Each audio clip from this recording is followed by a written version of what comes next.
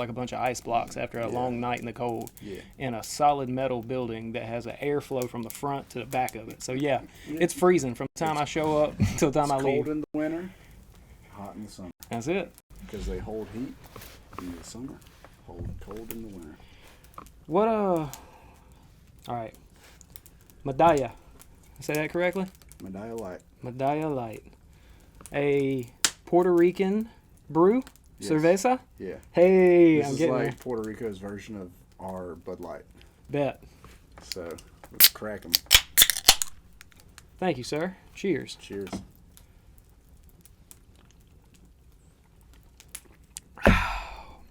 Another episode of Social Therapy has begun. How you been, brother?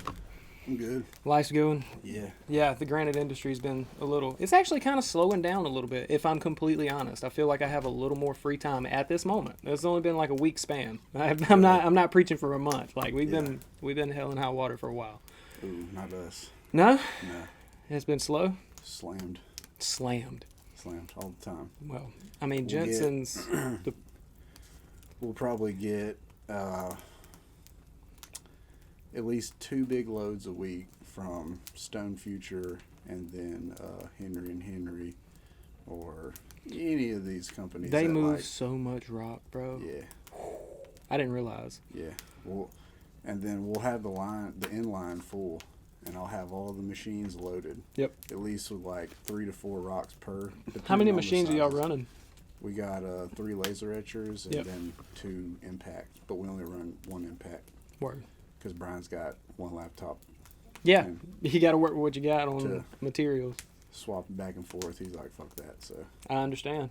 yeah. We got a few of them in our shop. We got one that we're holding at the moment that's kind of just been sitting around. David's kind of in between. He's like, we need to hook it back up and get it back going so it ain't just sitting here, but at the same time. No, this is a Vitek, big boy. Okay. Like an L-Star? Yes.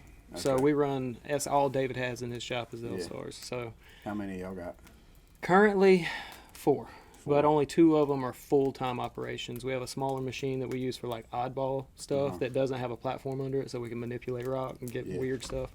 And then the other one that I said that we've had sitting is our oldest of the machines, but it still works really well. We just have the 2 new ones in the shop, and that one's kind of not plugged up. You know. Any of them have like the adjustable table up under it? Where you No, can he talked adjust the about light? that. Hey, we have the platforms that have like it's almost like a pyramid underneath a cylindrical piece of metal, and the metal spins, but you can actually adjust about an inch and a half on each of the bolts. Okay. So you can level out with that amount, but everything else is boards, 2x. Okay. Yeah. Setting.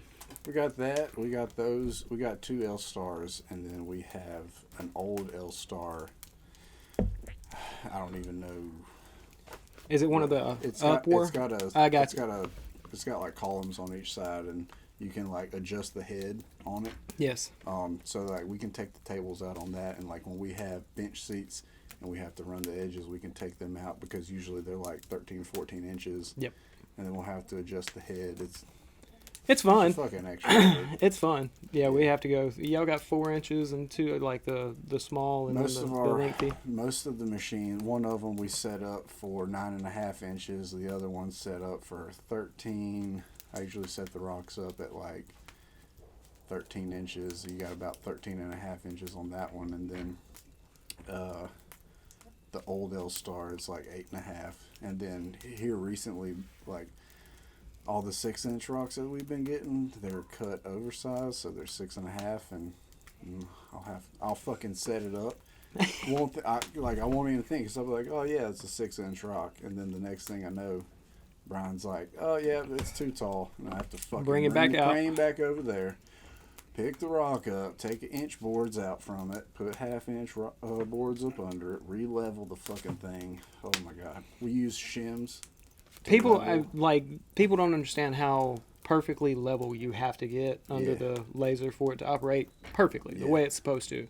And then you have those, like you said, saw sheds that either don't have it perfectly square or it comes off with a wobble in it. Yep. So we've actually had to separate etchings and run like half of one side and half of the other because it doesn't match up. Like you can't physically make a rock flat that's at an angle.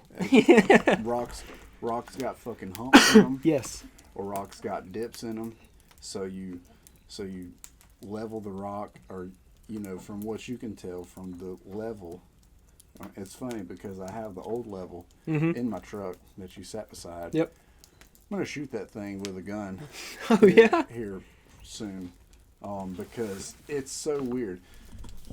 You set the level down on it with the insignia, because the company that makes it, Stanley, the insignia facing you, it'll read one way, and you fucking turn that bitch 180, and it'll read something That ain't right. completely different. So the level is not level. And the running joke between me and Brian was, hey, get the not level. Get the not level. Get the Bring not it over level here.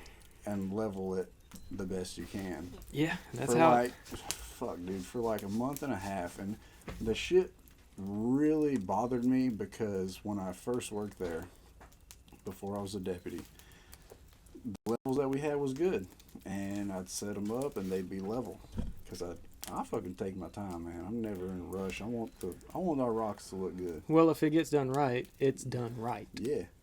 And the next thing you know, this fucking piece of shit level isn't level. So then he's coming over there with wedges and like wedging it up. He'll be like, oh, it's not level. I'm like, yo, it irritates the fuck out of me. Because I'm like, man, I tried my best. And I know he's not upset. I'm just like, damn, like, we need another level. Yeah. And there for like a week or two, we talked about getting another level. Anywho, he finally gets another level. And which is why this one's with you now? Yeah. Yeah. And then now is like, I leveled like the first like 10 or 12 rocks with the new one. And he's like, damn, all these rocks are level. It's crazy. It works if you have the right tools. Yeah. I was like, and it saves time too, because you're not having to fucking use a damn board to pry it up and get a fucking wedge under there. And, it's a pain in the ass. Well, that little mechanism I was just talking about, I don't know if that's free game, but that thing that we have with the disc, there's some guys in Elberton make them. I don't know who exactly. I know David's had a couple of them made for him, but they are the trick. But yeah, shit. Now, I mean, and it's not anybody's fault. Like the floor, maybe the floor isn't completely level. It's so weird how everything has to be perfectly level. Yeah, the ground, people the don't laser, understand the because, rock. If you're running a whole scene on a 4-foot die, from left to right, and it's off by a 1/16 of an inch, well, depending on which way it's off, you're not going to have that overlay. Yep. From the laser beam. Yep. And then you're going to have those lines created in the laser. Yep. Which you then have to take the fucking hand tool and go back in and touch it up. It's just more work, and I love it, try bro. to avoid that. Look, I understand completely. I thought of, now I can't help with the leveling, but again, Vitek, if y'all pick this up and make $1 billion, I hope you heard it here. Yeah. Best company. There is a pre-existing technology. It's called a printer scanner. Everybody's got them in their office. If we had one of those and you put it over a Vitek laser at the back of it, and then when you had the rock level, and you know how you have to square it as well, Yeah. get everything just right and try not to knock it around. If you got it level and then just scanned it and had that image scanned directly into Photoshop, you can square it off the image to wherever the rock laid, doesn't matter, and then just run it that way. So, like, the rock could be crooked. Yeah, literally, it could be at a But 30-degree angle and it not matter, because when you scan it, that's what you see on your, and then you can square it yourself. And you just put it on there. It saves time. It does. Or, like me, just fucking set the rock on there. We'll take, we got little pieces of cardboard cut out like little fucking squares.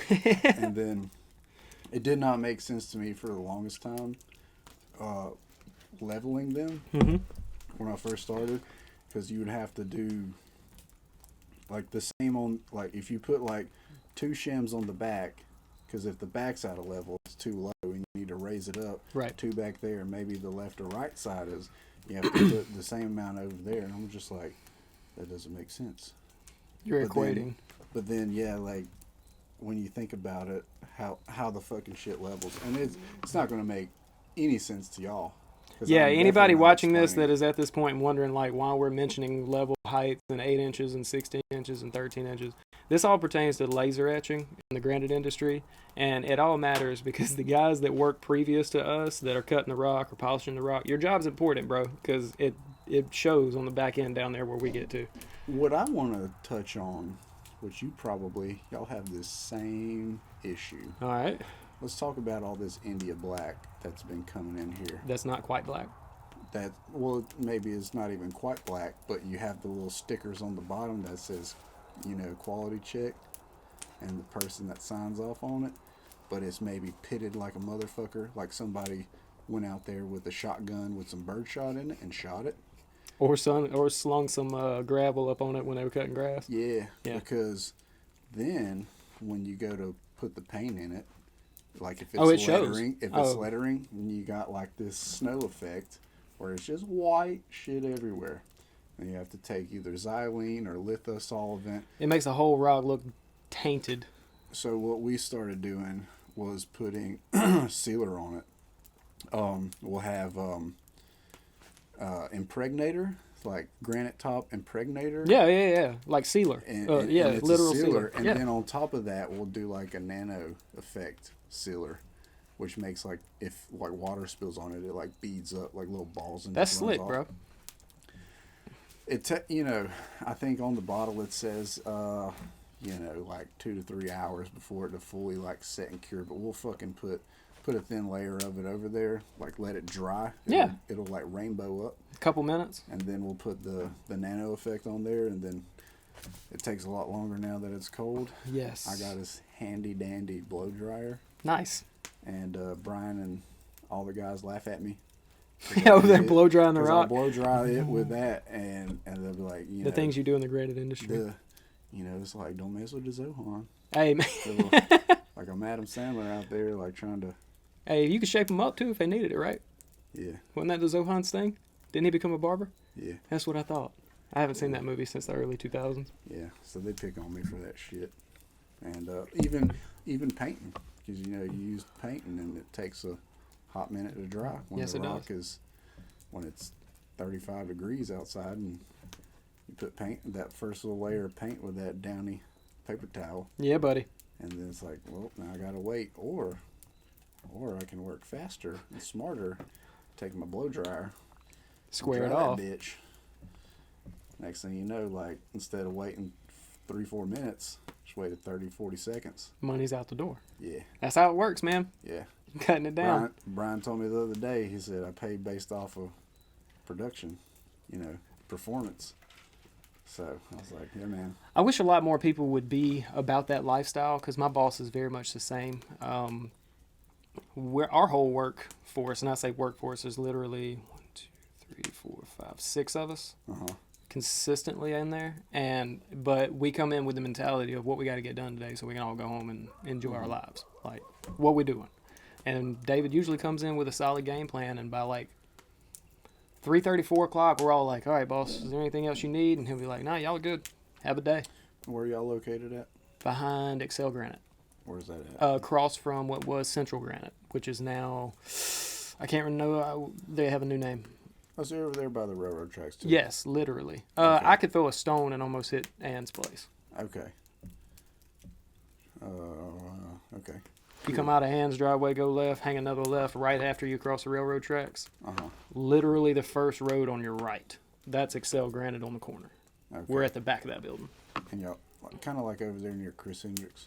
Yeah, Chris's building would be kind of right across from behind us. Behind y'all. Yeah, behind us over there. Okay. So if we walked out the back, which of course is a tree line, so we can't see his building. But if I walked out and just took off walking, I'd be in Chris's backyard. Okay, cool. Yeah, man. Yeah. The etching industry, and there's so much work to be done. Oh, I don't think that the competition mentality that people have between the businesses, and don't get me wrong, I'm sure there may be rhyme and reason from a generation that I wasn't a part of. Yeah. But, bro, there's so much work to be done. We talked about it last podcast. Did we? Yeah. We touched on this? Yeah, it was kind of I repeat myself sometimes. It was kind of like, I was like, hey, like, the competition. But it was like, man, there's so much work in granite. Yeah. I mean, God, we stay busy all the time. And everybody's prices just went up, if I'm not mistaken. Whether they went up or, I mean, dude, we're... by the time we get a customer calls and say that they want X, Y, and Z done, like a layout, the layout time is 4 to 6 weeks. And then once we get the rock, you're looking at another 4 to 6 weeks. It takes time. So you're looking at a turnaround time of like 12 weeks, 3 months by the time we're doing the layouts. We have... Somebody just got one. We out here in Elberton, Georgia, ladies and gentlemen. Hey, welcome to the country, baby. That might have been David Dow back there smoking one. I hear you. Smoking a big one. Yeah, so we'll have Matt does the layouts, and then Audrey Jensen, she kind of runs, Brian's wife, she runs like the billing and managerial stuff. Yeah, I get you. Just make sure that all the rocks that we're supposed to have are there. From all the companies that bring them into us, and then you also have her sister Wendy McGee, who does layouts, and then Brian will do layouts. Y'all got a bunch of artists in the building, man. Yeah, that's cool. And then I'm basically just kind of like out there painting and like loading the machines, running the diagnostics. We'll check them usually like once every 2 weeks, maybe. That's good. If A lot of people wait a lot longer. Point. Yeah. But so we checked them briefly this week, like yesterday, because I'll leave next week to go to drill for a whole week down in Fort Benning, formerly known as Fort Benning, which is now Fort Moore. I was about to say, I feel like I talked to, was it you that told me about the name changes as well? Yeah. I think that was our last podcast too. Yeah, I don't know. I'm going to forever call it Fort Benning. Hey. I love it. If y'all hear any commentary from the back end, we got our friend Tony, mysterious Tony from way out yonder. Yeah, Greensboro. I love it, bro. He's Mountains of Western North Carolina. Mountains of Western North Carolina. Man back there. Yep. True American. So, and yeah, he, like, real quick, he's just been out here, informed us when we got here. He's been here for 20 years hunting on this land since I was 12, and that's super cool, man. I'm 32, you old bastard. That's a history. Yeah. Enjoying it. 63. Killed more deer out here than I have. Look, I hope I'm still bebopping around at 63, man. It gets harder every year. I'm only 33, good sir, and I can already start feeling it. I had 2 kids, and I started turning gray immediately. Mm-hmm. Love them to death. Would never trade my wife and kids for anything, but I can definitely feel my age more and more. Yep. Oh, yeah. Got him another one. Or he missed the first time. Or he missed the first time. Or he's just missing in general. It happens to the best of us. Yep. But Granite, man, yeah, it's fun, dude. Like I said, I've been back since my last deployment. Like going on 6-7 months now, and that's usually the time frame. I was about to. Do y'all have like a cycle that you go a certain amount of time being here before that, or is it just depending on the world's status? Yes and no. Okay. So like the unit I first deployed with to Afghanistan in 2019, they have 3 infantry battalions that are deploying again at the first of the year. As far as location goes, back to the Middle East, and 1 infantry battalion's going towards like Europe to like Kosovo. QRF, it's not anything I think to be too worried about. Mm-hmm. Don't worry. I'm gonna ask you about the whole of what's going on from your perspective as well. We can get there when we get there. We will get there. I've been asked to go 3 times now, from 3 different battalions, and I mean, as much as I love it, yes, but now currently have a girlfriend. Yeah. Life. And life. Back with my kids, man. I missed so many of their birthdays before. Yeah. To where now it's like I just, trying to stick around for them. I get that, dude. I mean, the sacrifices you've made as a military man up to this point are... Somehow they managed to plan, like, not only drills and training, like, the worst times of the year, especially, like, now during football season.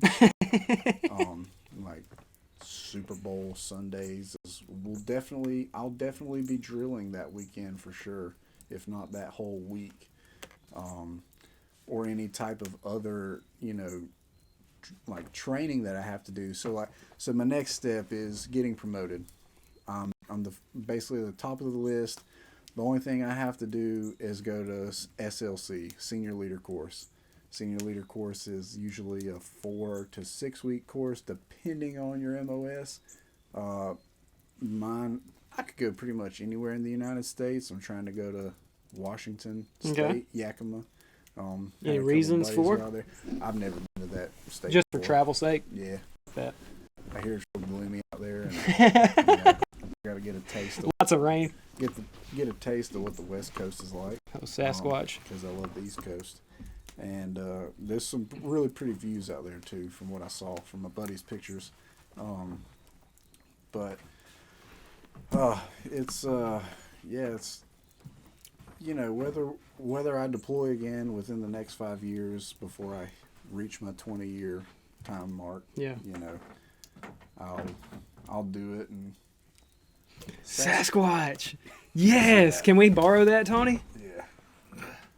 Tony just came out of the woodwork with a good patch, dude. Have you heard of the South Carolina Bigfoot Festival they put on over in Westminster? Yeah. Have you been to it? No, but I went to the one in Marion. That's awesome, man. Sasquatch research team. Yeah, they have a big thing over in Westminster. It's right across the line. If any of you guys ever want to go check it out, it just happened, I think, a couple weeks back. So it's a yearly thing that they do, and it's exciting for me to tell you about because I have family that have kind of helped bring that about. Caroline's family's from that neck of the woods, and her uncle is on the city council there, and he was the one that kind of not spearheaded, but maybe, because I wasn't there, so I couldn't tell you who exactly brought the entire idea up. But he sent us a message a few years back and was like, "Hey, we're going to do a Bigfoot festival." And we were, from our side of the family, we were like, "What are you doing?" And he was like, "Yeah, we're going to have a Bigfoot festival." And it turned out to be one of the biggest things Westminster had in the past 20-something years. And now it's like one of the biggest economic events that they have throughout the year. You think there is a Bigfoot? Oh, let's get into cryptids. I mean, all right. I believe that That's me. Tony, if you want to ring in, brother, I would. Have you seen a Bigfoot? Yes? My dad's got a Can we get another chair up here, dude? Yeah. We're going to have to do this. We're going to have to do this. We're going to make this happen. Give me just a minute. I promise we're going to come back and get this I got to get this Bigfoot story now from Tony here. I'm so glad this came up. But yeah, Bigfoot Festival, October, I'm pretty sure every year over in Westminster. You guys check it out. Dale Glimpf, if you see this, love you, buddy. I hope everything's going well on y'all's end. But yeah, that's awesome. And I would love, because I know Tony here would be a good perspective as well on a lot of the world's current. Stink. Oh, no. Well, we got some things to chat. He said But I'm gonna get they. we're gonna get this Bigfoot story. Hang on just a second, guys. I'll be right back. So you've seen more than a couple things. Oh yeah, I've seen a lot. Alrighty. Let me get this bad boy a little closer. We are perfect. Oh, yeah. Ladies and gentlemen, this is Tony. Tony, I appreciate you hanging out with us, man. He just so happened to be hunting down here when me and Zach showed up, and we got to, cutting up, as you just seen. So I brought Tony up here to tell me a story. You seen or heard or been around a situation with said Bigfoot and or Sasquatch? Yes. What happened, sir? How did that come about? Well, I was working a 12-hour graveyard shift at the paper mill in town, and I come home and I had a storage building at the edge of my driveway, and I pulled in, and when I got out, I smelled this awful smell. It smelled like a soured wet dog and crap from somebody's septic tank. Yeah. And I walked to the end of my truck, and it was a full moon. It was real bright, and I turned and looked, and I seen this silhouette, this figure. Could not make any details out, but I could see it had no neck. It was just head plumb on shoulders, approximately 7 to 8 foot tall. And I could see the outlines of its arms, and they were down to about its knees. And this awful smell, it almost would make your eyes water. It was so strong.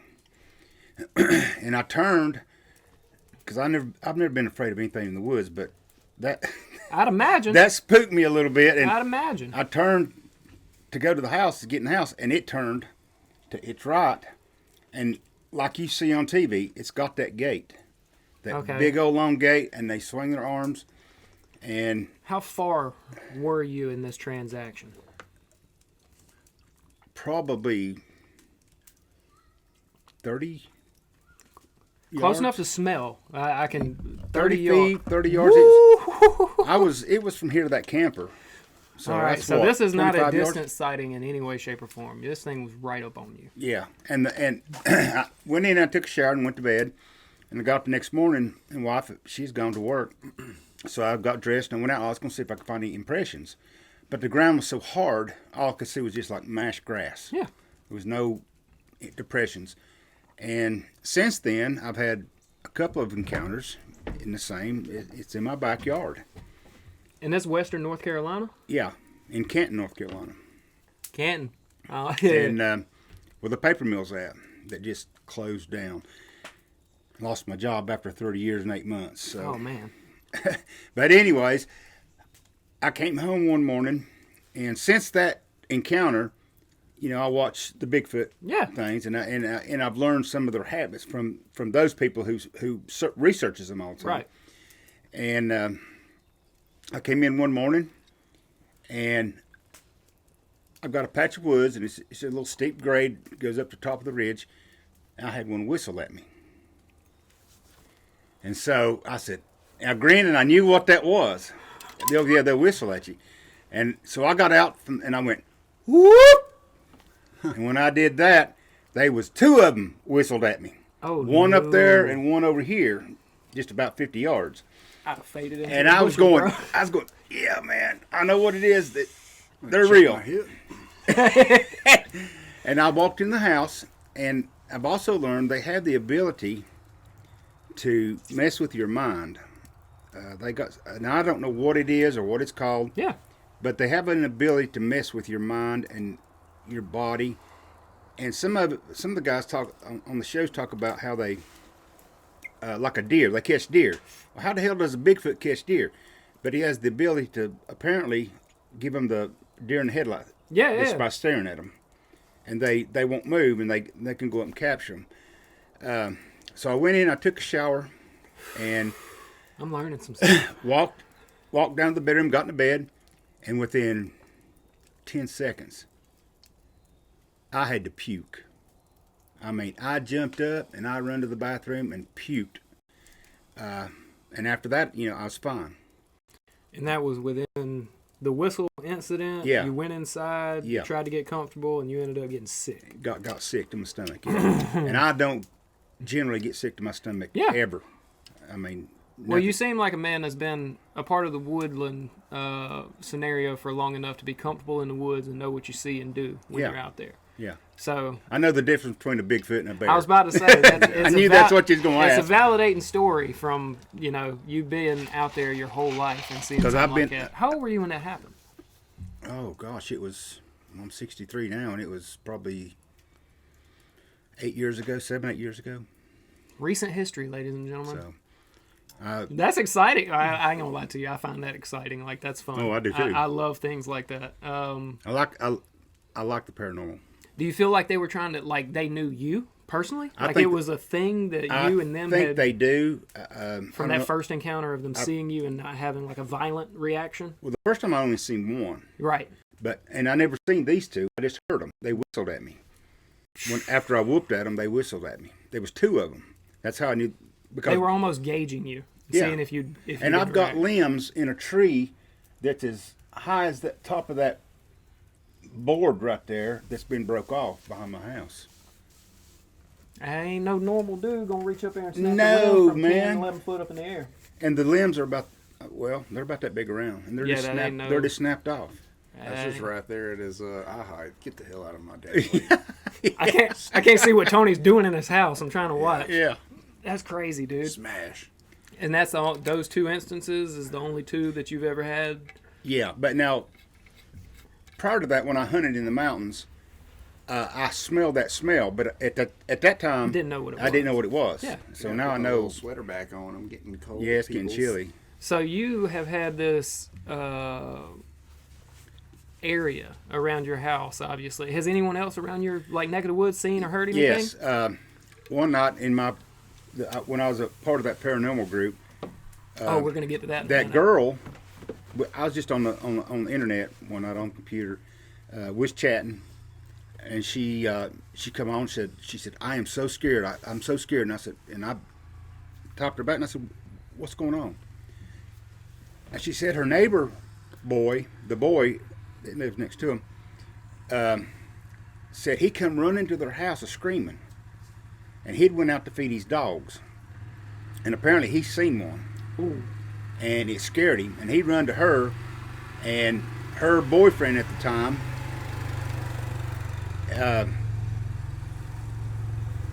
his brother was there, and so they went out looking for, because he said it was a big, tall, hairy man, Right. and it scared the little boy, and so How's it going? Pretty good. You? What's going on, fellas? so Y'all are good.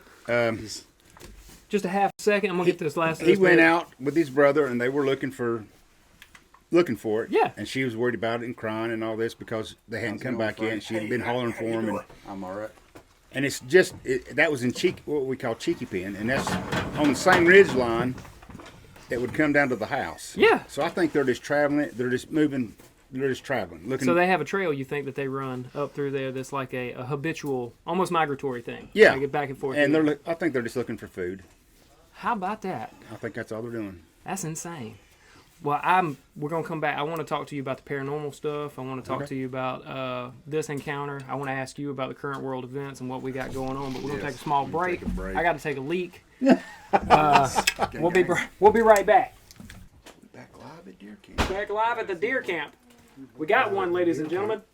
Crack's Deer Camp.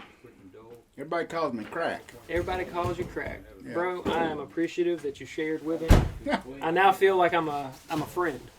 When I know. When I Did you end up with that name for a reason? yes, that's the original how I ended up Crack. When I went into the recovery department at work. Yeah. Are you recording now? Yeah, Okay. you're good. My first week there, I had what we called an oil gun. Yeah. It had an oil leak, and so I come up, and they had not issued me any tools yet. And I come upstairs and asked one of the operators. I said, "You got a wrench that I could tighten that up with?"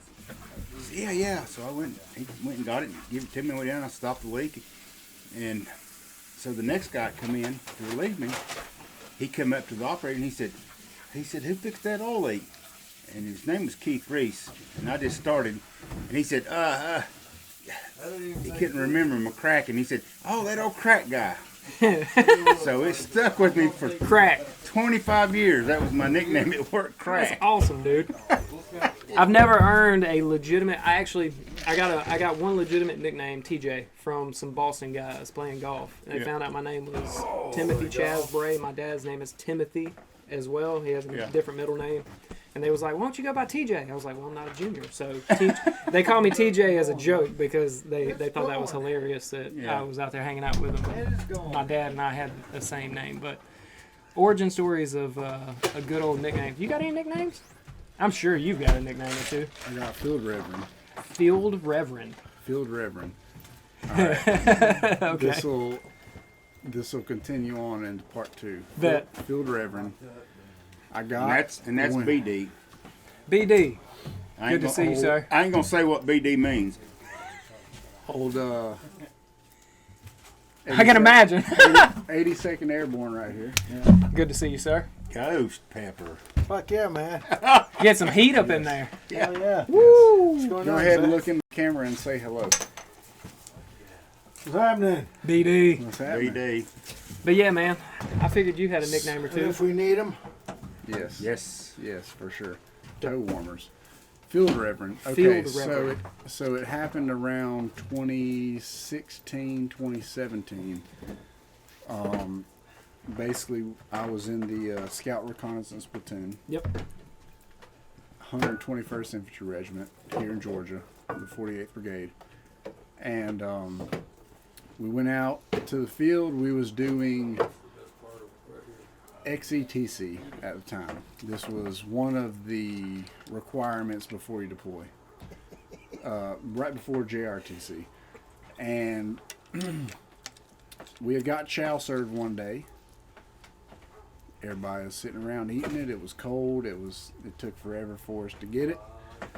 And they also gave us like a 5, or it is either a 5-pound or like 3-pound cake, chocolate cake, like turtle cake.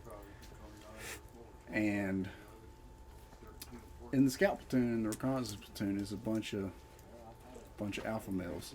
I can imagine. You know, It's some bullet slingers. we got guys. One of the guys in there that served with me went to high school with Jordan Davis. Oh, okay, yeah.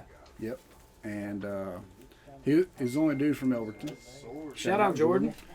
Congratulations! Hadn't on seen you the- since high school, man. on the baby and the family, and all your shooting accomplishments that you've done.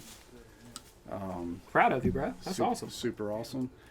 And anywho, so we go out there, and basically we're just running operations all day. And we get to this one point where it's like, okay, we're going to bed down for the night, and we're going to, pull security, we're going to eat, we're going to do all these different things. Your usual breakdown at night Yeah. kind of deal. Weapons maintenance, chow, sleep cycle, all this stuff. I get bet because I seen this cake and I was like, hey, I think I could eat all that cake. And this is where we enter the story. in My man said I can make a bet that I am going to have to hold up. Bet. in less than X amount of time. I don't want to say the amount of time that it took, but I will If you're say sub 5 minutes on a whole cake, you're it killing was it. sub 5 minutes on a 5-pound cake. So basically what I did was I got the cake and I sat down and I had my Camelback on the back, which has like, water access. Yep. And I basically just started squirting it with water and mixing it up and just shoveling it in my mouth. You were Shoveling, competition speed Shoveling, eating. yes. Yeah. Because about this time, if not a year or two before, I had thought about becoming a competitive eater. Because I had been watching The duality of your purpose, my friend. I had been watching a lot of Furious Pete on YouTube, and he's a competitive eater. If any of y'all look him up, Furious Pete, he's battled testicular cancer twice, beat it. Dang. Oh, what a legend, dude. And, got 2 fake balls, but he did, like, fucking bodybuilding. So, like, the dude's jacked as shit still, but, like, eats like a motherfucker, right? And so, shit just inspired me. And, That's an inspiring story, bro. so I fucking shoveled 5 pounds of cake into my face, and did it. The whole field reverend thing basically come from, I walked around with my whoopee cover, which is like the blanket that everybody, Yeah. it's if you're watching this and you're in the military, you know what the fuck a whoopee is. And I took it and I went around and I blessed people in the field because it was not a good time. It was raining on us constantly, 24/7. You're looking at like 20 plus days of no showering, spending all that time out there with your boys, like That's a long just while. humping everywhere, like walking with your rifle, full kit, all of your fucking stuff on your back. You were spreading some good cheer. Yeah, I I'm feel basically just a fucking cheerleader Hey, man. for the scout. Everybody platoon. needs one, right? And so I ate that shit, and I finished it. So you completed the bet. Yeah, I know one of my boys, Caleb Bush, got that video still on his phone, deep in his Instagram somewhere. I went to sleep that night. The guys were pulling fire guard. Yeah. Fire guard is basically where like 33% security. That's where you have like 2 people up watching while everybody sleeps around in a circle, and the shifts change during the night. Well, I woke up I woke up in the middle of the fucking night, just wired like a motherfucker. After eating 5 All pounds that of cake. sugar. I was about to say, he finally got that sugar That rush. sugar rush. My squad leader at the time, Go pull a walk around the perimeter or something, bro. Go No, find he something to ran. do. He ran. He ran, dude. my squad leader at the time, Staff Sergeant Wallendorf, Brandon. If you ever see this, Shout out shout Brandon. out to you. He won second place Best Ranger competition 2014. We don't need Fucking- this trip, but Fucking awesome dude. I woke up out of my sleep, wired like hell, and he's like, "Are you okay?" I'm like, "Definitely not. I'm not okay." I'm like, "I can't go to sleep. I got indigestion and was freaked the fuck out." You know. So I sat up, just kind of like let I was about to say, I'm waiting on the get sick part of this story. it. I honestly, I didn't You get held sick. it in? I held it in. Didn't get God. sick. I'd have puked, bro. I would have Held everything puked. in, and you know, went on later to go back to sleep. But field reverend basically came from that training rotation where I went around, you know, just fucking cheering everybody up. I will say this. Hey, and this happened at JRTC, which was the following year. been there, done that, and got a T-shirt. Yeah, We got 82nd Airborne. 82nd Airborne in the background, ladies and gentlemen. We got a crew out here tonight, It's ladies. a crew. Where, you know, we was entering a village at night under nods, driving in blackout. Basically, where you just drive with your nods on, no lights on the trucks, you know, so you're going in stealthy. Yeah. Right. And we got hit with tear gas, or actually what they considered mustard gas, which was Isn't that illegal? purple smoke. No, so it wasn't real purple smoke, which they, you know, said like, you know, it's a big game. Yeah. Purple smoke like signified it's mustard gas, which is fucking deadly. Yeah, well, it's against Geneva conventions, right? Yeah, That's what I thought. But in this scenario, like we rode in there because we was going to infiltrate, you know, like basically weapons of mass destruction and You had some heavy missions to this go on, bomb dude. building facility. This is all fake though. This is all scenario driven. If anybody's wondering. I was. So yeah, it's all scenario driven. Okay, I was curious. This was in Fort Polk, Louisiana. Okay. Fort Polk, Louisiana. Okay. Shithole of the fucking United States. Driving it home, guys. And so as we're driving in, I was the second vehicle in, and I'm the A driver, which is you got your driver, and then you got me in the passenger seat. And basically, we see some lights flick on, and the driver crashed into us, and so we stopped. Oh, And so we like stopped, and then now we're fucking okay. Arms up. We're getting in a gunfight, babies. Like, let's go to work.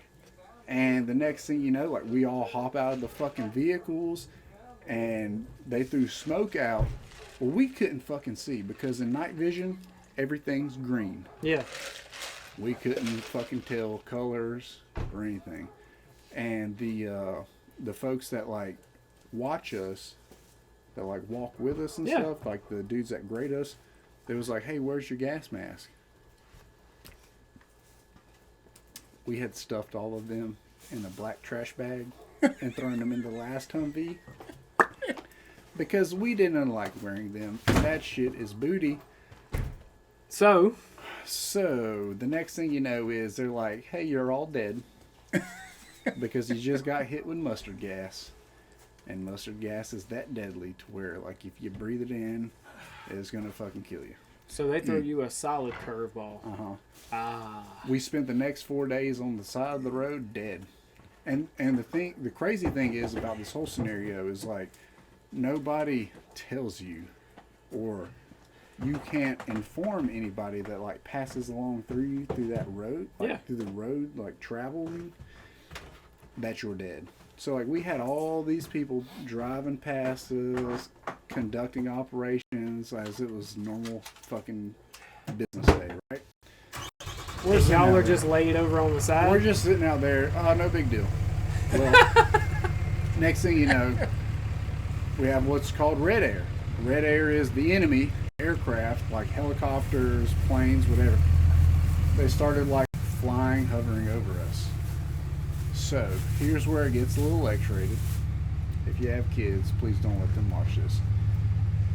I took a chem light, tied to a rope. Chem light? Chem, you know, like Got you. Light your brake. Night bright light. They're used essentially for signaling. I tied a rope to it, tied it to my dick. Went and stood in the middle of the fucking road, dirt road, Fort Polk, Louisiana.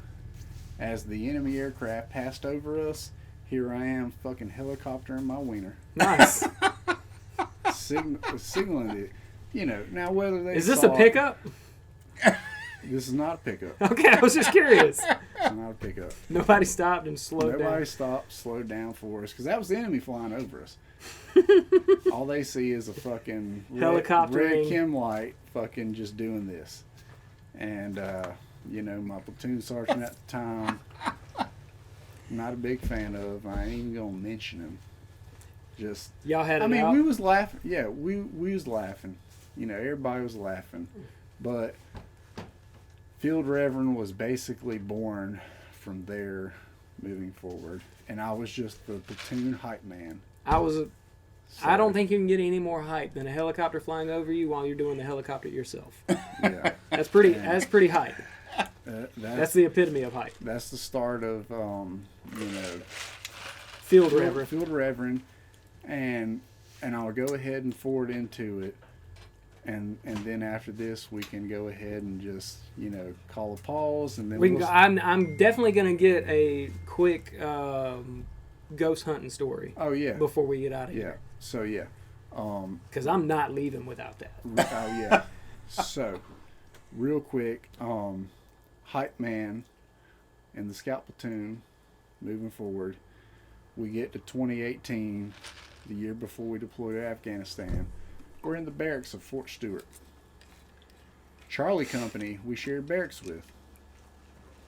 I can see where this is going already.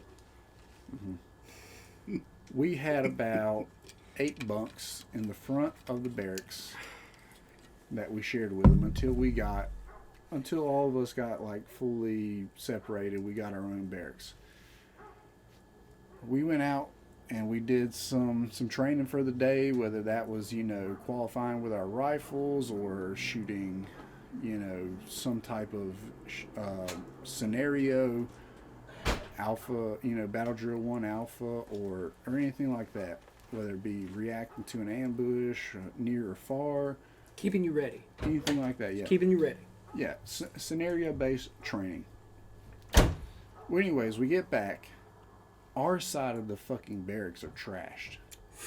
And when I mean trashed, like we had a trash can full of trash overflowing onto the ground. There was trash on the dudes' bunk beds, because it's an open barracks. Somebody was picking a fight. It's open barracks. It was at least like 80 to 100 dudes per barracks.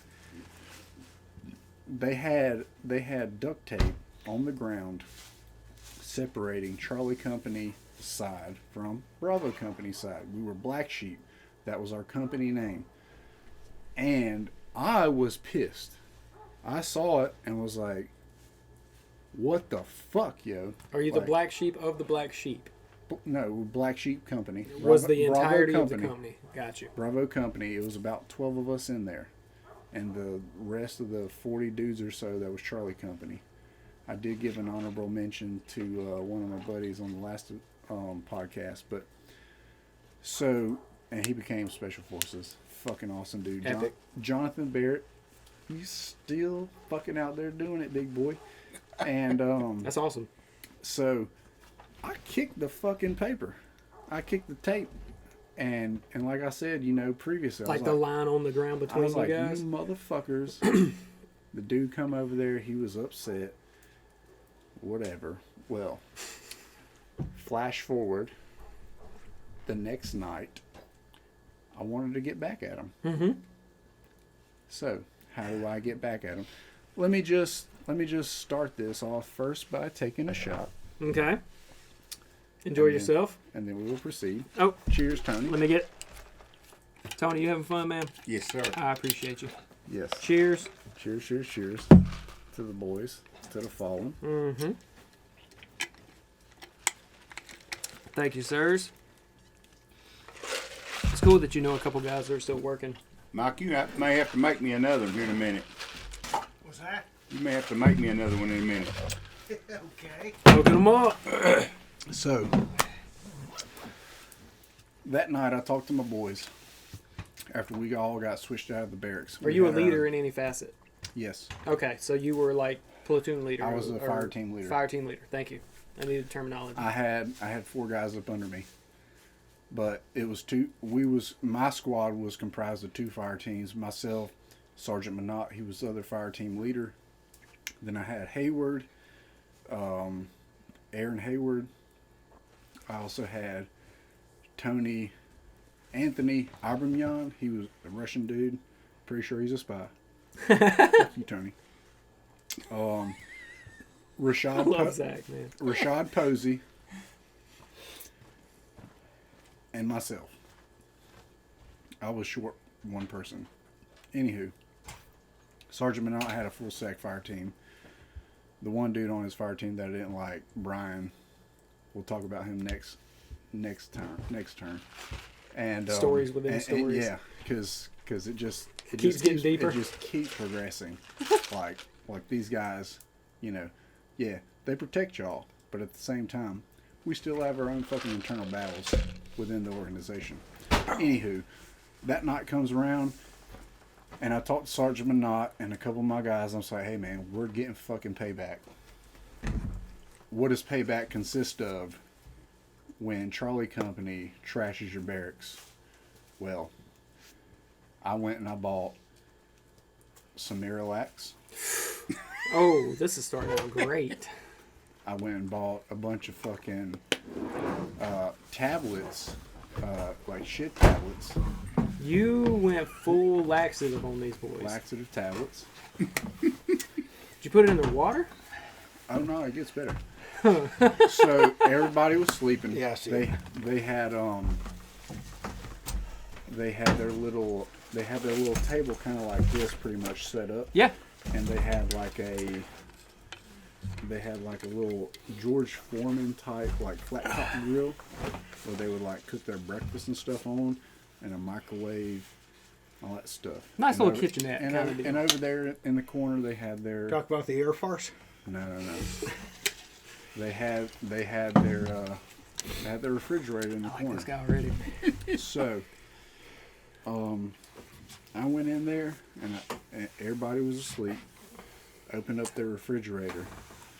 There's a 2-liter of Sprite, basically like that, and 2-liter of Sprite's right there, clear. And I took, well, for the Sprite, How did you manage this without them waking up? I'm a sneaky man, bro. I'm a sneaky man. I came from the scout platoon. Fair enough. So, like, where the year previously, when we went out and did missions, I mean, we were, like, so close to the enemy. Like, I stole some of their rifles. And their rifles, even though they're enemy, yeah, like, it's still a sensitive item. Yeah.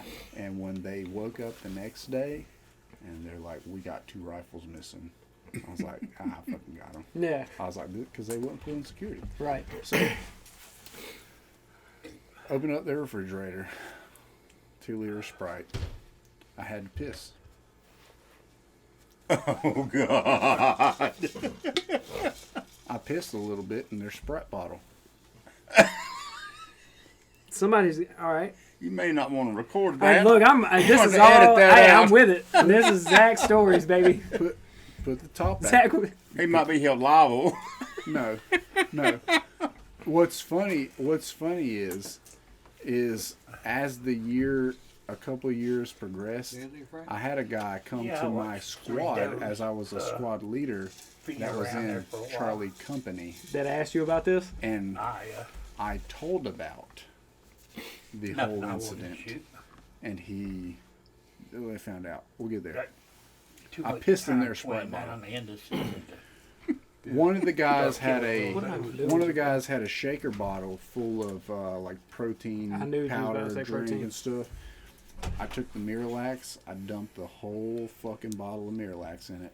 Powder. Shook it up. So the beefiest guy that was trying to get his swole on the He next was day trying to was get shitting swole. for I a can week. only imagine the weight that he lost over the next day or two. His bulk season was over. One of the 2-liter Coke bottles, I took all those fucking laxative tablets and dumped in there. Yeah, they trashed your place and you trashed their entire lives for about a week. Yes, where it gets like Hey, the that's a worst. bitch. The worst is I also that night went into the bathroom to the latrine where I then proceeded to fucking all over some toilet paper. My God. I caught my I thought you were The going to toilet say paper. Duke's mayonnaise. Edit time. We're letting all this ride, ladies and gentlemen.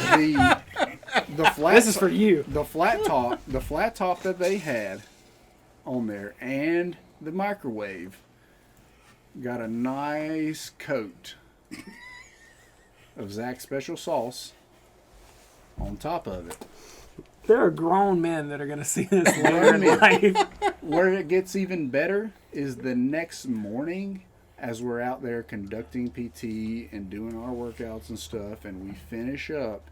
Well, Charlie Company, Sergeant Nigro, who I won't name on a first name basis, which was his table, fucking Ranger Tab dude, like Legit. pretty legit fucking dudes. Like I love Sergeant Nigro to death. They're out there cooking eggs and sausage on the flat top and using the microwave because I stuffed that paper, toilet paper, into the microwave and left it there. Zach. You know, no bounds, bro. So, Maximum. fuck you, Charlie Company. Anyways, don't trash our fucking shit, man. I had nothing Just to do with because this. y'all think y'all are God's gift to the fucking infantry world and the universe. How come We have every- another infantryman here. How come You're every not- Charlie company is the same No, he's a fucking jumper. way He's a worldwide? jumper, yeah. He's a no, jumper. he's a- Every Charlie Company is the same. They think they are Yeah. the Okay, so this is Cut consensus. yes. This is consensus from multiple generations and multiple sections. What did you said airborne? You obviously were Not infantry. airborne. Light infantry. Okay. He's a leg. And same Leg. same I don't perspective. jump. I don't jump. Same perspective though of the Charlie Company. So is Charlie Company a legitimate like under tier set of? And I'm not trying to hate No, on they're anybody that's protecting our country. I'm not trying to do that. No, but no. We love we all everybody. have. Yeah, we're all in this together, guys. But is Charlie Company like?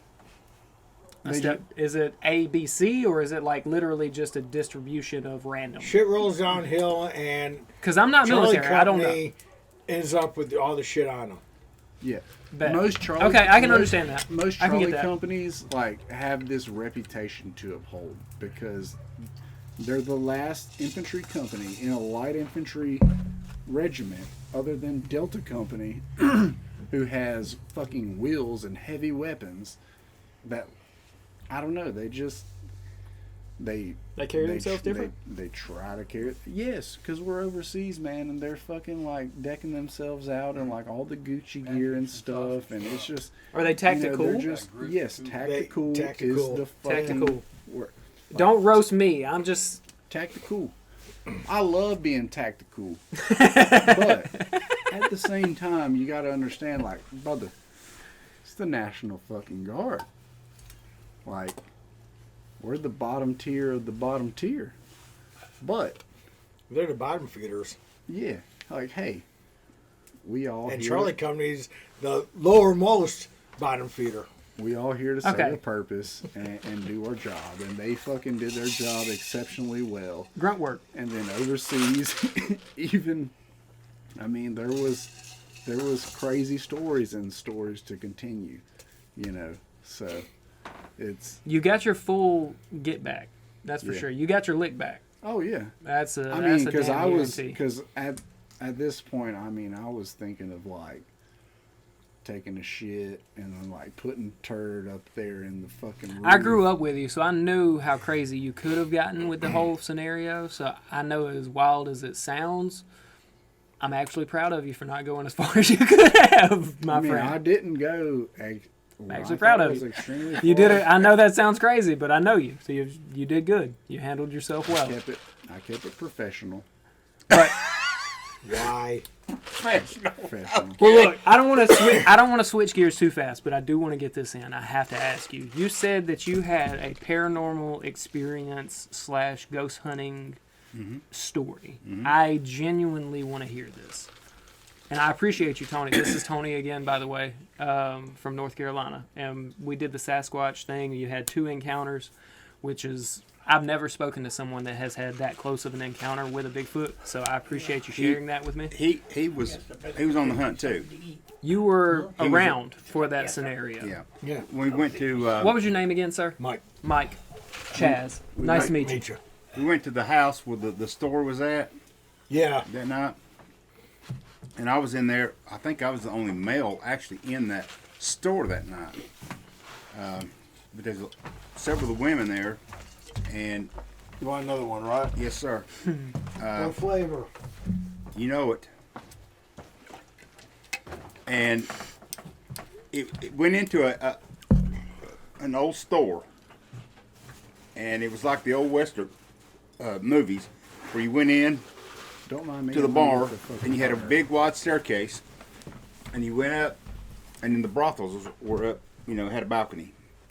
Okay. It was designed like that, but it was just an old country store. I'm catching you. You did say brothel, right? Brothel. Okay, yeah. Like the old, Yep, like on yep. TV. Yep. The old brothels. Yep. Where they, Got the standing rail above the second story. they had a balcony up there, and they had rooms. Well, this didn't have rooms; it just had the walk around. And the story was that there was a little girl that lived on the property, and she fell off that thing and broke her neck, and it killed her. And This is trash, right? It burn. I don't know. That's mine. Right. That's all burned shit. So, Burn anyways, it is. we go in there. I think I am the only male in that room, and the ladies, except for one, was sitting. Thank you, Mike. Yeah. Was sitting on the steps, and you remember Kayla? Yeah. We were sitting in front of the steps, and there was a little round ball, and Kayla was sitting there just bouncing it, and so one of the ladies said, "Okay, let's start our session," and Kayla said, "Little girl, do you want to play ball?" She's bouncing this ball, and then she stopped and she kind of rolled it. And I turned, when she said that, I turned and looked at her. And Kayla had hair about down to here, and her hair went swished towards me, and then she tapped me on the shoulder. And I looked at Kayla and I said, "She don't want to play ball. She wants to play tag." And then So you knew from that instant of being like, "Hey, do you want to play with this ball?" Y'all rolling it out. There was a moment of you being like, as you're watching the ball roll, your female companion had her hair swished Swished and towards you me. felt a tap on your shoulder. on this shoulder, yes. And And the air around us got ice cold. I've It heard got that really so many cold. times with like encounters of the sort where it's a temperature change is always There- an there identifier is. of a sort. And he and I went to Cherokee Yeah. under these hills. They allowed us to go in there and do a hunt. And We had He- our he group. said and a we had, he set a camera up in one of the change rooms. Yeah. And we went down there, and he had full battery on his camera. Yep.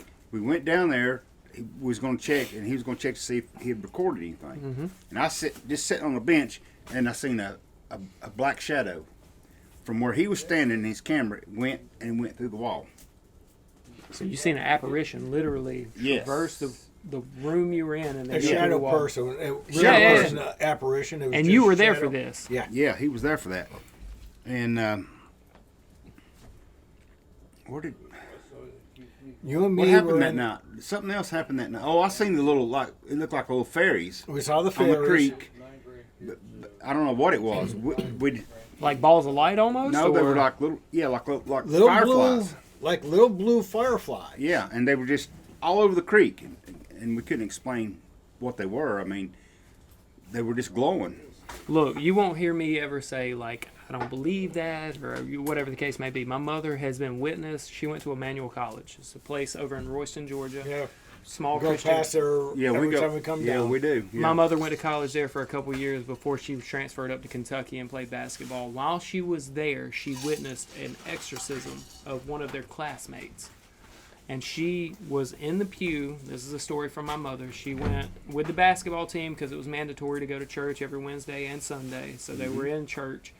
And this young girl come up to the pastor and said that she had been struggling and she thought that there was something wrong with her. He sat her down in a chair at the front of the church and started talking to her, and he said that he realized there was a demon, like an entity, that may be with her. And he went to cast this demon out. And Mom said that she was in, they had to be in dress for church, but they all wore basketball shoes because they were basketball players. They had practice, soon thereafter. But they were watching this young girl, and the pastor walked up to her and said that he was about to cast a demon out. He let the church know what was about to go down.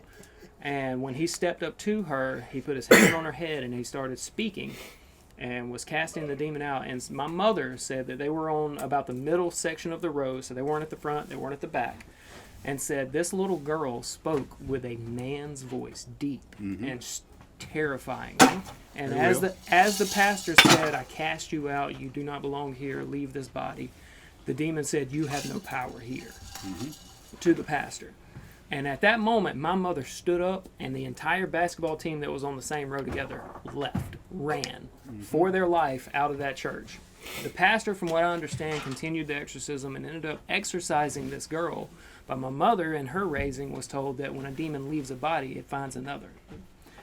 Yes. So she done, as soon as she heard and seen this little girl speak in a tone that should not have come out of the little girl, she up and outed that place. Anytime we went on a hunt, we always sage each other. Yeah. White sage. We burn it and we say a prayer around us to protect us. We pray to the Archangel Michael Okay. to come down and protect us. Patron saint of paratroopers. So, And- same for paratroopers? Patron saint of paratroopers. Patriot Saint. saint of paratroopers. Was I you did not know on that. the Lee exorcism in Canton? Did you and Kat come to that? No. We I had w- something else. Right. I went to one. What was that girl's name? Amanda. Amanda, It yeah. was a relative of Amanda. They called our group up to come and investigate. It was a 2-night investigation We were there the first night. We weren't there for the when Lee was there. when Lee was there. When she cast it out. But on the second night, there was a young kid, 20-some years old, and nobody knew that he was gay. Mm-hmm. And I was just going to mention that. yeah. Yeah. Nobody knew that this kid was gay, and I don't have a problem with a gay kid. Yeah. No But- worries. But this entity that was in this house did not like him. So we went around and started doing an investigation, and I got several signals on the K2 The K2. meter, so I knew something was there. And the air in the house was thick. I mean, Very thick. You couldn't Hard to breathe. hard to breathe, wasn't it? And then Very hard to breathe. so we called Lee. Lee couldn't get there, and she's intuitive. She got there the second night. Who is Lee? A friend of ours. Friend of Okay, ours. okay. It's like a She, Psychic. her, paranormal. our No, group, She's a psychic. she's Psychic. a psychic. Okay. Our group she's had intuitive. 2 psychics. Okay. Yeah, cool. too. Lee and Laura. Okay. Just get my namesakes right so I know. But anyways, we called Lee that first night, and she said, "Tell that couple No. to go out and get all the salt. Go to the grocery store right now and get all the salt that they could buy." And he and I walked out with them girls that night. Yeah. And walked them down because they had parked at the next house down. So we'd have parking. And we took a picture. Yeah, I did. Of that dude. That dude. It was like a ghoul standing behind my car. Right behind his vehicle. Yeah. No one was around that vehicle. And there was something following you? No, it was No. standing behind the car. We walked the girls down kind of through a little field, down to the next house, to There was no their parking driveway. at this place. Yeah, at and this to their house. driveway, and escorted them in, to make them feel safe. Yeah, yeah, absolutely. And so we got him in the car, and he and I was walking back up, and I said, Mike, I'm going to start taking pictures of the windows. Because that was, I was part of security and taking pictures with my camera. Yeah, And I take pictures of windows. yeah. A lot of times you'll see faces looking out that Ain't supposed to be there. ain't supposed to be there. Well, according to Steve Gonsalves from TAPS, it's matrixing. We have actually done investigations with Twice. with Steve Gonzalez on And tabs. Jason Hawes Hawes. Yeah. That's awesome, man. from Yeah. Ghost Hunters. Ghost That's Hunters. really cool. We have. That's a fact. You never know what you're going to find on social therapy, ladies and gentlemen. I am so glad you're here for this. I mean, Welcome to Flatwoods. Welcome to Flatwood. we don't do it no more because our friend Lee, the one I was telling you about, Yeah, yeah, yeah. after that excursion there in Canton, she had a demon attached to her. And it took her over a year to get rid of it. Ooh. She got sick constantly, and finally she sat down and prayed to God and had a big long talk with God because she's a very religious person. Yeah. And God lifted it apparently, and then she started getting healthy again. But them women went out and got that salt, and Lee's instruction was for us to pour salt around the house. And we poured this salt Around the whole perimeter of the house. Correct.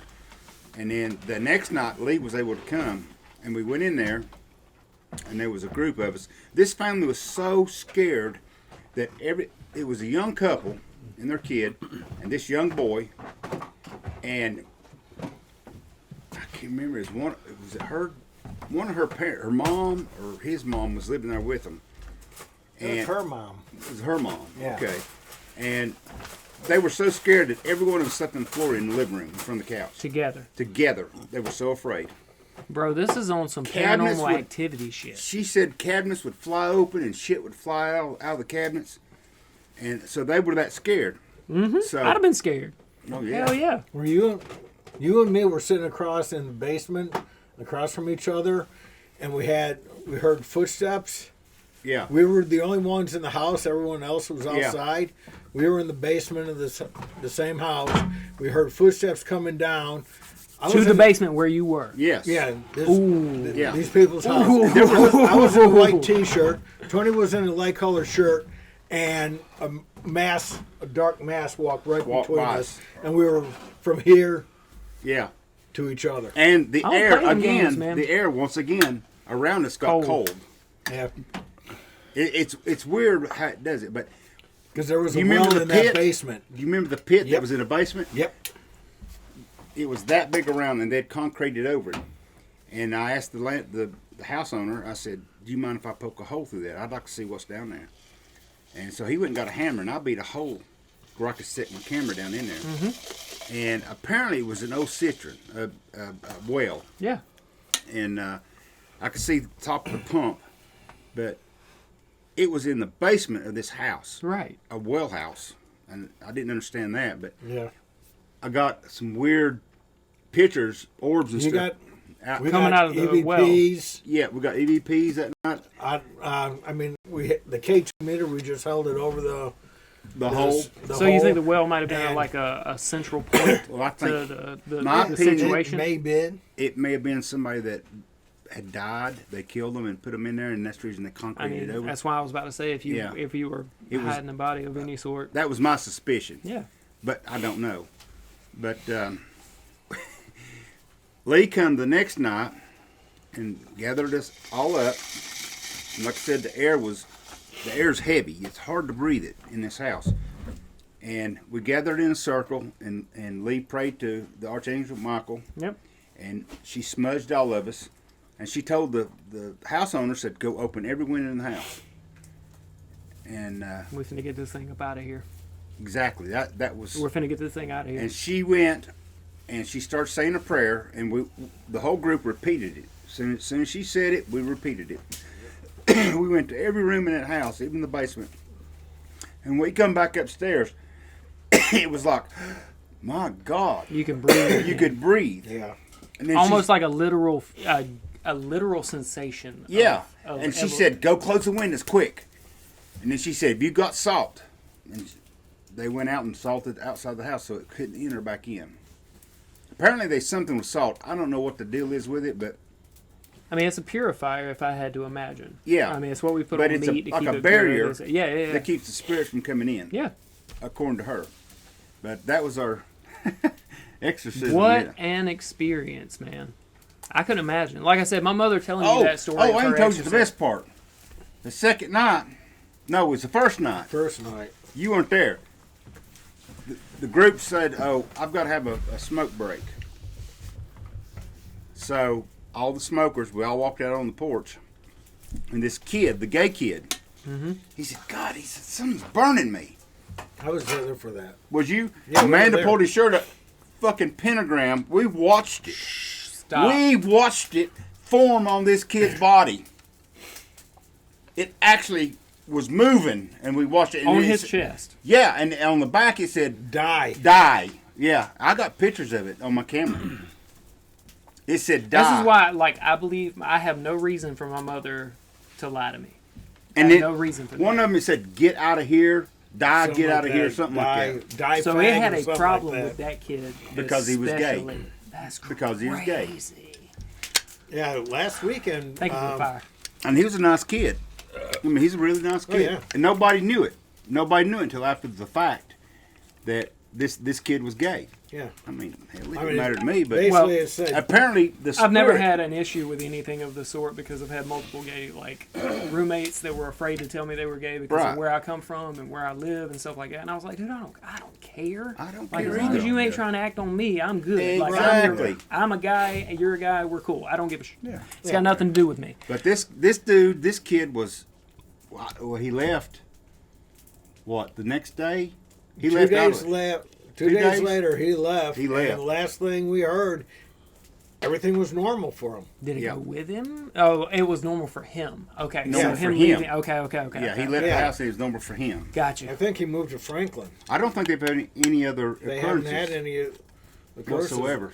I couldn't imagine, man, because I've been to places where I have a friend, Nick Kenya, actually. We went out to his old farm place. His old farm place. So you've been there. You know what I'm Let's talking about. talk I've about it experienced real things quick. at his old farm place. It was a slave plantation at some point in time in the past. They had an old slave shack on the property, and when they first moved into this house, not the greatest of like living situations at the time. They're great people, love them to death. Carlene Capobianco has sacrificed so much to make sure that those kids have a good life. But Taryn and Nick grew up in that farmhouse for a couple of years, and while they were there, it was, it was some occurrences. They had a TV upstairs that they would usually watch TV on. They said they went to plug it in one day and it went black. They couldn't figure out what was going on. And then all of a sudden, it went to the static screen, like the black and white ants. And then in that static... White noise. Yes. But in that white noise, they seen a tree form. Yep. And then from that tree, there was a little shack that formed next to it that looked like the shack that was outside of their house. And then a body started hanging from the tree. So they assumed... that there was something there. I myself, when I was like 16 or 17 years old, we went out there, we had a bonfire, we were just talking about how the place had these kind of occurrences and whatnot. We were joking each other about going into the house where that thing that we had talked about happened with the static on the screen and all that stuff. Nick and his sister are there for that. This was when they were kids. So this is probably 10 years later. But while we were there hanging out, he was like, I bet you won't go in that house. I am not someone that has ever, like... I don't know. At 14, I had an experience with something when I was young. I scared myself and my parents when I was young. But this was the first time in my adult life, what I would consider 18 and 17, 18 years old. I walked into this house and I was leader of the line. It was me, Nick, and I want to say either Bray Seymour or Austin Nestor. And if it was Austin, he's passed away. R.I.P. Austin. Love you, man. Love you to death. Hope you're doing brother. well. The second we stepped across that threshold, something passed along the hallway on the other end of it. Mm-hmm. And I stepped back out of the house. I was like, I'm not going in there, boys. Like, y'all can have it. Yeah, it's on you.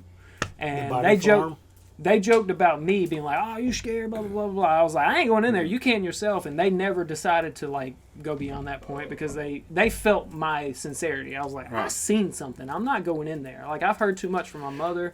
I'm not playing games. Like, I'm not going to step in there and bring something home with me. That's not what I'm doing. So, but that was my only experience with, like, paranormal, except for when I was about 14 years old. We lived in a house on Edna Road. Jimmy Webb, if you see this, I love you. Hope you guys are doing well. We rented a Your house. fantasy football team sucks. We rented a house from the Webbs up there when my house at 13 burnt down. We lived in a trailer. Loved that house just because the double wide trailer didn't make it a home. It was an amazing place, but it ended up catching fire. We tried to save the place. It ended up having mold damage. We had this whole like condemned who couldn't live in here situation from the government. So we went and lived at Edna Road with Jimmy and his family. Well, we didn't know when we moved in that house was built on top of an old Indian burial ground. Mm-hmm. There you go. While I was asleep one night, or wasn't asleep, depending on the situation, I woke up. I just remember waking up and having something over the top of me. And it was hovering like 3 feet from my body, but it was parallel with me. And I was in bed. And I know my parents can verify this because they have to remember this. But I was probably 13 or 14 years old when it happened. I woke up. I was scared to death. I remember waking up, seeing this thing. It looked like a person, but I couldn't see a face. I didn't see a body. I couldn't tell you what it looked like or what ethnicity it was, anything like that. But I ran downstairs, and at 14 years old, I was like, Mom and Dad, I'm sleeping with y'all. Like, I'm not going back to bed. I'm sleeping in this bed tonight. And I hadn't done that in years and years. Like, I was way beyond sleeping with Mom and Dad. But that was the first experience I'd ever had of that sort. And for a while, I never thought, was it real? Was I dreaming? Whatever the case may be. But then I had that experience at Nick's farmhouse with that shadow. And I was like, there are things beyond my perception that exist in this world. They are. And it blew my mind to come to that like actual mindset of being like, all right, not everything that I see I perceive, and there are things outside of my perception that enact on this world in some way, shape, or form. I've had 4 incidents in my house. If it was in I ain't gonna lie to you, I blessed my house a couple times. Whenever I buy a new property or I move in, I walk in with a Bible and I'm like, in the name of the Lord and the Savior, like I'm that guy. My house. I smudge it with white sage. I will say, before we cut, I'm not finished. I got a story to tell. I want to hear it. I'm gonna take a leak before that happens too. I've had one paranormal encounter in my grandmother's house, and this was last year, maybe the year before. I'm not sure. So recent. Yes, very recent. Where I was sleeping in my bed. It was down in the farthest room of the house, and the next thing I know, like, I go to sleep, and I'm a back sleeper. I'm either a back sleeper or like a side sleeper. And I fell asleep on my back. I woke up. There was a black figure over me. You change your lifestyle, son. With it. No, hold on. No, look. Hey, look, at 14, I probably did. You know what I'm saying? A black figure. With pressure along my throat. Mm-hmm. Oh. To where I looked, I mean, my eyes were... Poltergeist. My eyes were open. That was my thought. My eyes were open. I seen white eyes 2 inches above mine. I could not move. I could not speak. The only thing I knew to do was close my eyes and pray to my Lord and Savior. That's all you can do. That's where the preacher come in. Hey, to God. Reverend. since then, since that night, since my deployment, and I went overseas and I went to the Jordan River and got back. I mean, it's never happened again. But before that, ever in my life, I never had a paranormal or any type of like supernatural A lot of people activity never have in my it. life. Never. Because before that, I believed it was all bullshit. Mm-hmm. I believed it was a crock of shit. I didn't think that. I thought it was just people fucking blowing smoke. Mm-hmm. But it happened to me that night where I could. Did you get your faith back that night? Not that night, but last year and earlier this year when I was in Jordan and I went to the river where Jesus was baptized. I did. Since then, Everything's Clean been and cool. clear. clean. Yeah. But I was never a believer in like anything supernatural. I wasn't either for years until we got together Yeah. and started I guess you'd call it experimenting with it, learning it and experimenting with Yeah. it. And we've had incidents together, you and I, and with our group. There's the group that Tony and his wife met me and my wife. We went out. There was an old body dump Yeah. down in outside Candler, and We there had were rock stack stones. Rock stackings was, How they did it? it's incredible.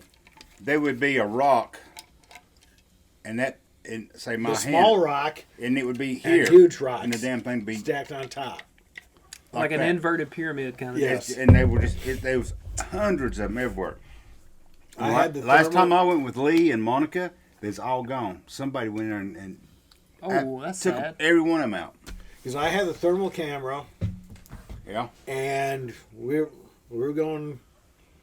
Tony, I was off by myself. Yeah. Well, not by myself. Probably about 20 yards away Yeah. from everyone else. And I saw a black mass on the thermal, which means there is no heat. Yeah. A void. Walking right across it, and then you could see it almost transform. It flies up, and that's the last thing I had. I had And Tony and I were walking. There was a bunch of downed trees, Yeah. almost like in a pyramid shape. Yeah. We walked into it, both of us instant headache. Yep. I mean, Remember we that. stepped out, Yep. we Gone. were fine. Was you with us when we went to that rock in Tennessee that was in the basement of that house? Was it you and Kat and me and Monica? Yes. And it's where the Indians used to meet for their, what was that? Their Yeah, the Wheatland Estate or Wheatland Farm or something like yeah. that. But there's this huge rock in the basement of this house, and we went through the tour, and the guy, there's two gay guys. Two gay guys, own yeah. the house, and they give us a tour, and they give us the history of the house. Yeah. And told us, ghosts had been seen in this room, that room, and there was actually still blood stain on the floor of the living room where somebody got killed. Yeah. And so he took us down to the basement, and this is, what was the name of that rock? It's supposed to become a healing rock or something. I But can't remember. I get down there, and I'm walking around this rock, and it's huge, and I get sick as a dog. So as soon as I walked out of that basement, everything was fine. So there was a massive amount of energy In that in that section. rock. Yep. And it's limestone. Whatever it is. And limestone Yeah. is Like a generator almost. Yes, Like yes, a it is. conduit of a sort. One year, I only know we that had a because we're working festival Yeah. at the house. It's called Tomato Fest. And there. Y'all throw a bunch of tomatoes at each other. no, they You eat a bunch No. of tomatoes, you make a But- bunch of ketchup. Monica I'm just went and kidding. got Laura because she didn't have a ride at the A time, bunch of ketchup. Okay. being and brought made. Laura to the house. And all of a sudden, they were sitting on the couch, just waiting for Lee to get off work because she worked at the Pioneer at that time. That's right. Oh, And catch it with my so french fries. they jump up. Laura jumps up, and Monica's like, Monica's my wife. And she jumps up, and she runs into the hall and goes to talking to some dude. And Monica said, Laura, she said, who are you talking to? Yeah. And she said, well, there's a man. She walked him down the hall, went into the back bedroom, and she said, went over to the window and said, raised it up and said, you can leave now. So she described him to my wife, and the description was almost identical to my grandpa. She said he's a short man, said he was in a suit, and Papa never wore a suit. Maybe when we buried him, I don't know. Right. But said he was in a suit, so he's a short man. And said he walked down the hall, went into that back bedroom. She said, I went and opened the window, said, you can leave now. And Monica said, who was he? And Laura said, he said, it's a man coming to check on Tony. So that's how I put the two and two together. Grandpa. It was Grandpa. How about that? He just comes through every once in a while and checks on me to see if I'm okay, blah, blah, blah, whatever. Checking in. Yeah. That's awesome. Several years back, 10, 12 years ago, I don't know exactly. I come in from graveyard. Is this the story where he was floating? No. Because that's the one I do remember vividly. He. Where you was at work. Oh, I seen that dude. Yeah. Please tell this story. We had a dude get killed. You want to stop? No. You guys are good. Okay. I'm going to be right back. But we had a guy at work get killed.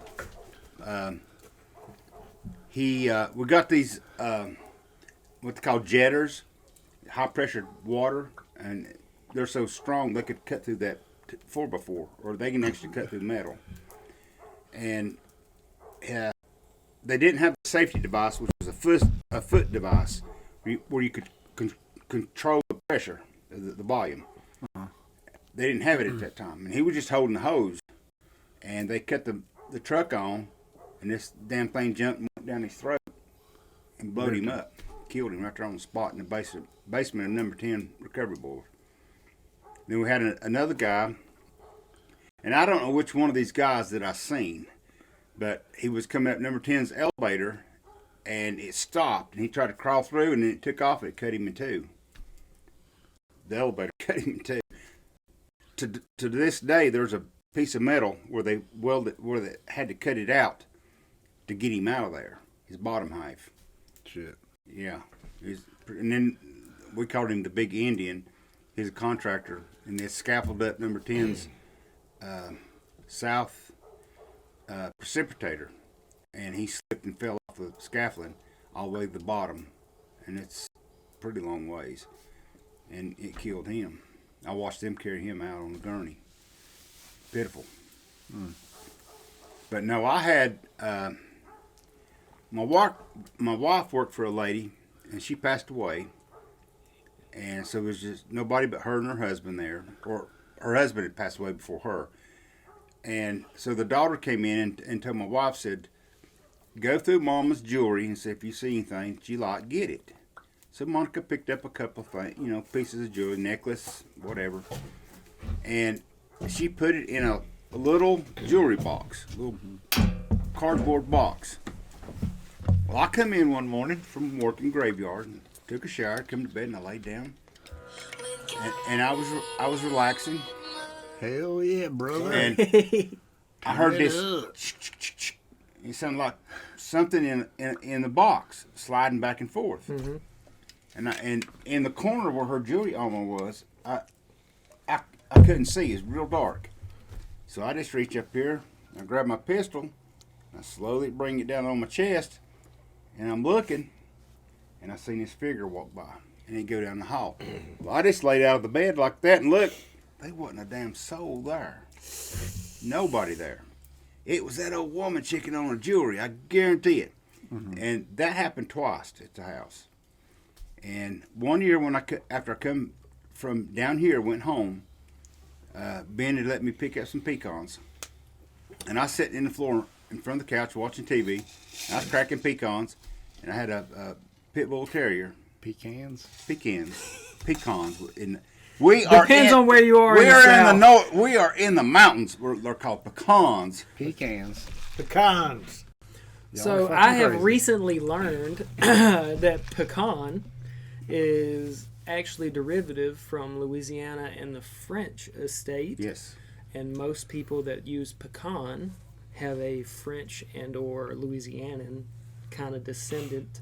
And the pecan is like Charleston area. That's And Well, it kind that's and it what we migrated call a little pecans. yeah. So We it's pecans, two baby. separate parts of the world, but that's where the pecan. I Pecan. actually researched this recently. tomato. Tomato, Exactly. tomato. But I was sitting on the floor cracking these pecans. Apples, oranges. And separating them out, whatever. And my bulldog, he was sitting at the front door, and all of a sudden he just jumps up. He looks up in the corner of the house in the Nope, living room. I'm out. I'm already out. And he's sitting there I'm staring already at out. it. And then he goes, I'm already out. he's grilling. And he In the runs. name of the Father and the Son and the He Holy went, Spirit. he went to the computer room and grabbed my That your wife dad? by the wrist and Listen, pulled her boys in into a the living diesel. room. Somebody in a diesel. That's That's you them guys. Them young boys. And he comes and stands in the front door. He won't come close to me. Yep. And he's standing there and he's looking up in that corner and he's growling at it. Nope. Pass. And I said, Monica, that's Papa. Come and check on me. She just shakes, And a few years later, I've heard him several times. We had to put him down because he had brain pathology. The bulldog did. So we had to put him down, which was peaceful. It was real nice. And, He was a good dog. He was. Yeah. Yeah. He loved old Mike. And Mike. so I He was thought sitting he on was the a couch lap one dog. day, and I've got another with dog me. named Yogi. And he's half German Shepherd and half Love Golden Yogi. Retriever. He's a beautiful dog. He's sitting there, laying up against me. We was watching TV, and all of a sudden I heard claws coming through the kitchen floor on the hardwood floor. Yogi jumps up and he looks, and I'm going, there ain't nothing there. Chaos. Yeah. It was chaos. Exactly that's who it was. He's coming to check on me. Mm-hmm. And Was then, that your pop's name? huh? Chaos? That was the dog, the bulldog. The name. dog. That was Bulldog. Yeah, Gotcha. Okay. Chaos. Just checking. Because he was full of chaos. I had to pick in the name. Gotcha. Yeah. Have y'all ever heard of scrying? Scrine? I have not. Tony knows about this. Tell him, Scron. What's scrine? Educate a young man. Look at him. You stare in the mirror, Oh, my fellas took a and short stop. Yeah, we went and got ice too. you can actually see stuff In the mirror. in the mirror. Okay. Yeah. And I was doing that at the Jenny Wade house Yep. up in Gettysburg. And I could see my reflection turn into a Confederate soldier, complete with the Confederate hat. I've got a picture of one in the Scraven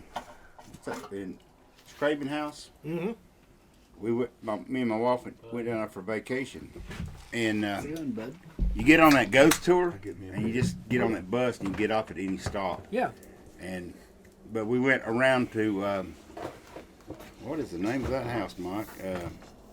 Supposed to be the scariest house in down there. It's not Amityville, right? No. Okay. I'm not No, a that's not a up on horror Long guy. Island. But anyways, we pulled down on this road, and they got a plaque right there on the wall that says the most haunted house in Savannah. And the ghost... our Savannah, guy- Georgia? Yeah. Oh, okay. Our guys that we worked with that night had done a ghost hunt down there. And I think that's how they got it proclaimed the most scariest I house. think so.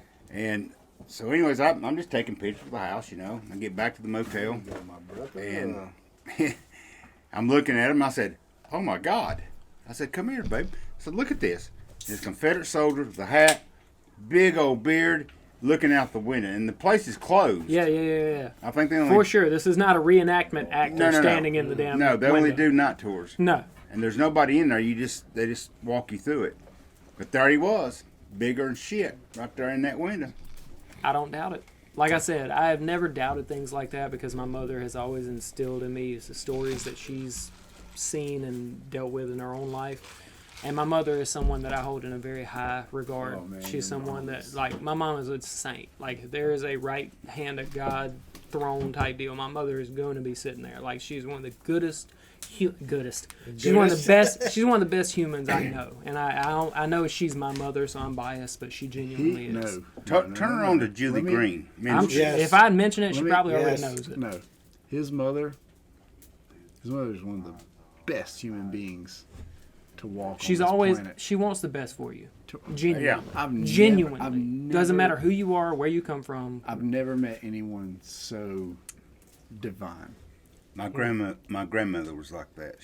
My mother is that person. Like, she's dealt My with a grandma, lot. maybe yes, but his If you mom, guys, for sure. if anybody goes back and watches this podcast in post, like my first few episodes are about my mother's life. When I said I had someone to come through the cancer stint and all that stuff, my mother is a survivor of rheumatoid arthritis since she was about 36 years old, and then she got cancer at 50. And we will be celebrating 10 years cancer free at 60. Now, during all of this, prior to in that, she also was a three-time All-American in 2 sports, and a Hall of Famer athlete. Like, my mother is a great human being. I have very big shoes to fill. Extremely big shoes to fill. So I always try my biggest. best to be as utmost and genuine with people as I can be, because I learned that from my mother. So I appreciate you guys really sitting down and just chatting with me. Now, I know you had no plans, Tony, tonight to sit down on a podcast. I'm sure that was the last thing on your mind. No. But I genuinely appreciate you sitting down and chatting with me for a little Yes. while. BD, it was I've correct, right? BD? Are you BD? Whatever the fuck you want to call me. Sounds good to me, brother. I I appreciate you hanging out with us. fucking call him 82nd Mike P. Airborne. Come Mike P. Come here, Mike. Bring P. your ass in here. But Come Mike- on, baby. Hooah! Mike P and All the Tony, way. it's been a genuine pleasure hanging out with you guys tonight. Thank you. y'all for all the stories that I hope that one day I come out here and you guys are here again and I can hang out with Zach. you'll Let's be- do this one more time because you guys Yeah. have stories that I would love. We'll be here. You for the can't next. record some of my stories. Well, look, man, that's what this is a great thing for. Is it's my show. As long as you're comfortable with it, I can put it out, and the internet has to deal with it on the back end. So it's all up to me. We'll be But- here for the next 2.5 months. Yeah, for sure. But Deer season, baby. yeah, Fucking A. I ain't got but a week left, so I gotta go back I'll be down to my here security job. after this week. I'll be down every other weekend or so. Yeah. well, Hey, look, we're gonna have to do this again. But I appreciate you, Yeah, I've Tony. had fun. Thank you. A lot of fun. This was part 1, Zach. As usual, sir. yes. Per usual. Oh, But I appreciate you guys. This has been Social Therapy. I don't on, even know those what rags. episode it is at this point. Who knows? who cares? But we had a good time, and we'll catch you guys on the next one. Thank you. Gang, gang, baby.